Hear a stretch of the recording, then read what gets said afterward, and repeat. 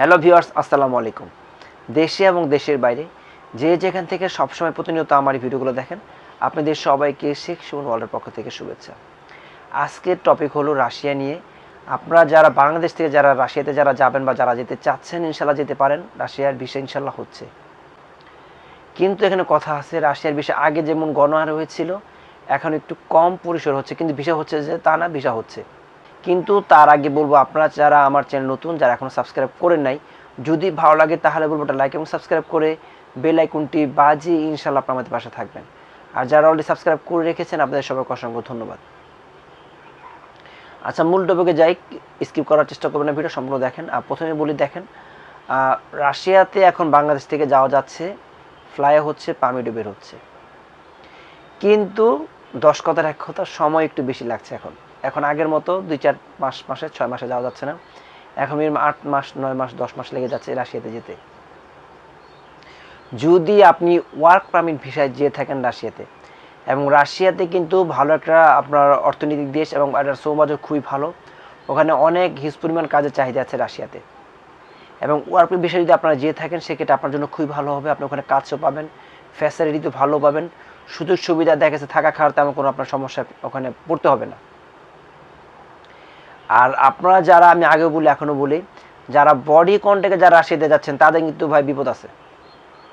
যারা বডি কন্ট্যাক্টে যাবেন বা এক দেশ থেকে এক দেশে ভেঙে ভেঙে যারা যাচ্ছেন রাশিয়াতে, তাদের কিন্তু অবশ্যই কপালে বিপদ আছে। কারণ যদি আপনি ট্যুরিস্ট ভিসায় যেয়ে থাকেন রাশিয়াতে, বা ভিজিট ভিসায় যেয়ে থাকেন, বা এক দেশ থেকে এক দেশে আপনি ভেঙে ভেঙে নিয়ে গেছে, কিন্তু আপনার ওখানে কোনো পরিচিত লোকজন নাই, আপনি ওখানে ল্যান্ড গার্ড বুঝেন না বা জানেন না, সেক্ষেত্রে কিন্তু আপনার অবশ্যই ওখানে আপনার শরণার্থী মতো থাকতে হবে, শরণার্থী ক্যাম্পে আপনার যেতে হবে।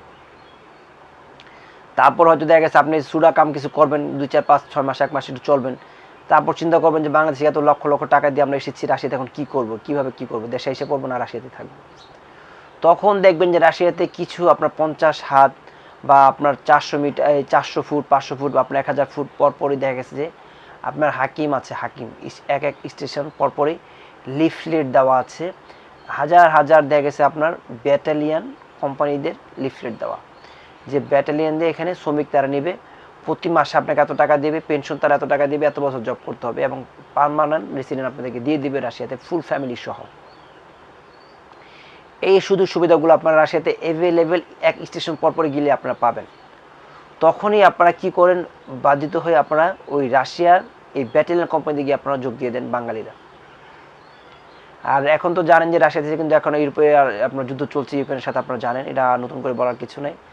তারা ওখানে যখন আপনাকে রিসিভ করবে, আপনি যখন যাবেন, আপনার 1 বার 2 বার 3 বার ওখানে ইন্টারভিউ হবে। আবার একবার আপনি লেদাবোধ হলেও হবে না, আপনি একটু অ্যাক্টিভ থাকতে হবে। আপনার ওখানে ইন্টারভিউ হবে, এক ইন্টারভিউতে এক ব্যাটালিতে আপনি এক্সপেল করছেন, আপনাকে নেয় নেয়, পছন্দ করে নেয়।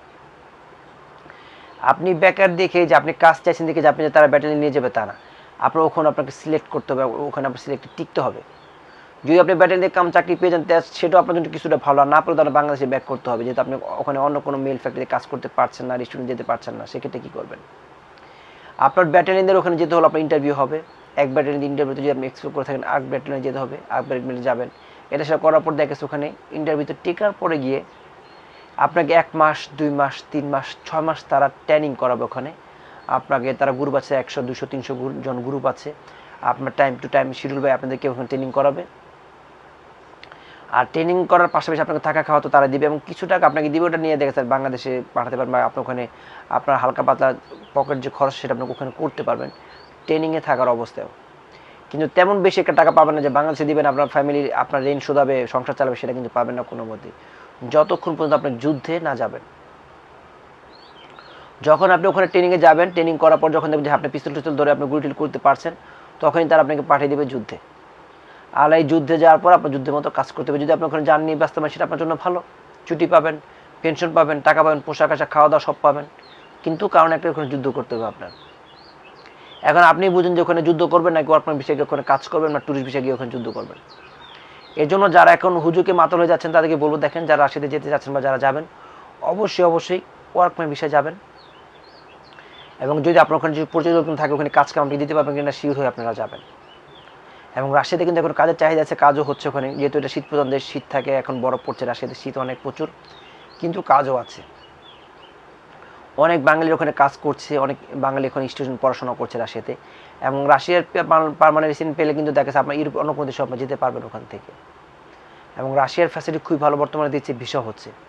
এই জন্য যারা রাশিয়াতে আছে বা যেতে চাচ্ছেন, যাদের একটু পয়সা করি একটু কম আছে, তারা কিন্তু দেখা যাচ্ছে 4-5 লাখ টাকার মতো হলে ভালো নিচে খুঁজে আপনার রাশিয়াতে যেতে পারেন। কিন্তু রাশিয়াতে যেতে হলে অবশ্যই আপনার সতর্ক হতে হবে আপনি কোন রোডে যাবেন, বাই রোডে যাবেন নাকি এয়ারপথে যাবেন। যদি আপনি এয়ারপথে যান সেক্ষেত্রে ডাইরেক্ট ফ্লাই হবে এবং আপনার কোম্পানি রিসিভ করবে, সেটা আপনার জন্য খুবই ভালো। আর যদি ভেঙে ভেঙে যান সেটা আপনার জন্য দুর্গতি আছে। বিষয়টা ক্লিয়ার? তারপর যদি আপনার যদি এই টপিকে যদি কোনো প্রশ্ন থাকে অবশ্যই আমাকে কমেন্টস করে জানাবেন, ইনশাআল্লাহ আমি আপনাদেরকে রিপ্লাই দেওয়ার চেষ্টা করব। আর এখন ইদানিং একটু ব্যস্ততার ভিত্তিতে দিনকাল পার করছি, হয়তো সামনের সময় তো ইনশাআল্লাহ আবার প্রতিনিয়ত আমরা রেগুলার ভিডিও পেয়ে যাবেন আপনারা। তার সবাই ভালো থাকুন, সুস্থ থাকবেন, দেখাবো অন্য কোনো দিনে অন্য কোনো ভিডিও নিয়ে। আল্লাহ হাফিজ।